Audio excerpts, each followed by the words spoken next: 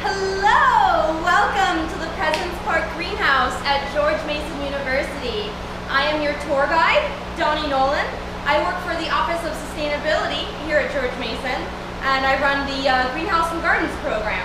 So this is our hydroponic greenhouse where we use hydroponics, meaning that we're growing food with no soil so that we can serve it at the dining halls.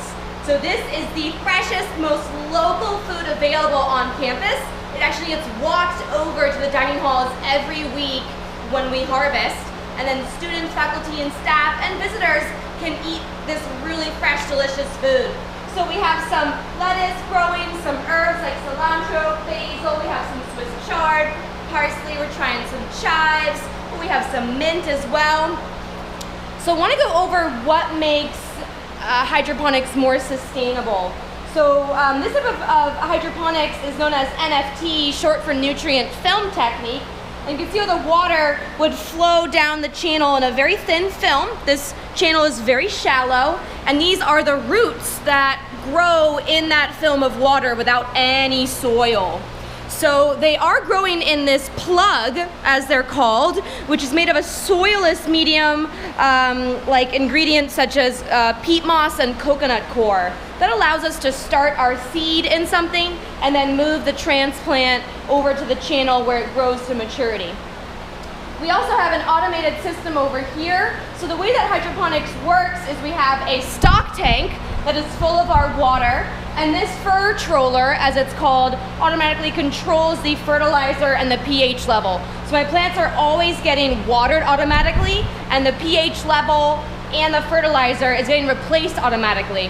Now typically fertilizer from agriculture is a huge source of pollution. In fact, in the Gulf of Mexico, there's a dead zone because of all the fertilizer running down with the storm water when it rains, ending up down the Mississippi River, and ends up becoming a huge pollution problem that actually kills the aquatic life. So with this system, all of the water and nutrients is contained in our stock tank, and none of this water ever escapes into the watershed or into our rivers and into the ocean. So that is a huge factor. There's also no weeding. So as you can see, there's no chance for weeds to grow. There's no bare soil. We're also in a greenhouse here, so we're protected from deer and squirrels and things. And on average, these plants are growing 3 to 5 times faster. So we're getting a really good turnover. Ooh, I can also fit a lot in a small space. So these channels, I can actually just pull them right out, and then I can access the plants without bending down. I don't have to dig, I don't have to till, I don't have to pull any weeds. That's a huge amount of time and labor that I save, and chemicals I don't need to use in order to grow this food in a lot less time and a lot less space. Now you can grow absolutely anything with hydroponics. So for example, here I have our tomato beds, and they are growing in what's called a media bed. So instead of soil, instead of that short NFT channel, I have these grow stones, which you could use rock or other material, but these grow stones are very lightweight. They're basically sculpted to be round so they don't hurt, and they work really good for any kind of plant that's going to need a lot of roots. So you could grow entire trees in hydroponics as long as you have the right setup. So with my tomatoes here, I have a really good system where I can fit about 30 tomato vines in this small 4x4 foot bed. And hydroponics is a big reason for that. The fertilizer is supplied in the water, so I don't need a large amount of soil to provide the fertilizer that tomatoes need, because they need a lot. And I also have them on strings and clips in a system where I lower them and I add clips every day. These vines grow about a foot a week. So I have to get up on my ladder here, and I have to work on adding clips and lowering them because they just grow so fast. But this is really, I also do a pruning method where I remove all the side stems that would grow so that each vine is only one plant. And that way I can fit a lot of tomatoes in a small space.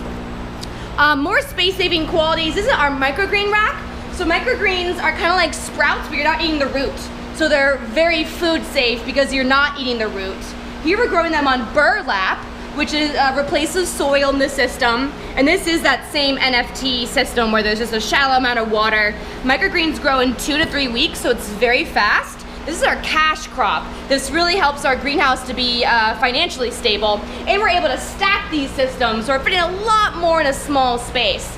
I also have some vertical channels here. This is a brand new system I set up where we have channels with plants growing vertically. Now you'll see I have a lot of pest issues right now that typically I would add a predator that would naturally eat the aphids so I wouldn't have to spray them. So we're working on developing a better process for that. But these channels also allow you to fit a lot more in a small space.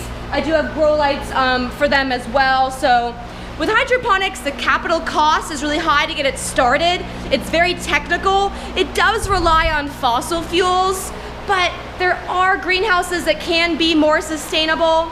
It's faster, it's less labor in the long run. It's a lot more sustainable for all of those reasons. So I hope you enjoyed my video, and I will answer any questions you might have. Thank you for watching.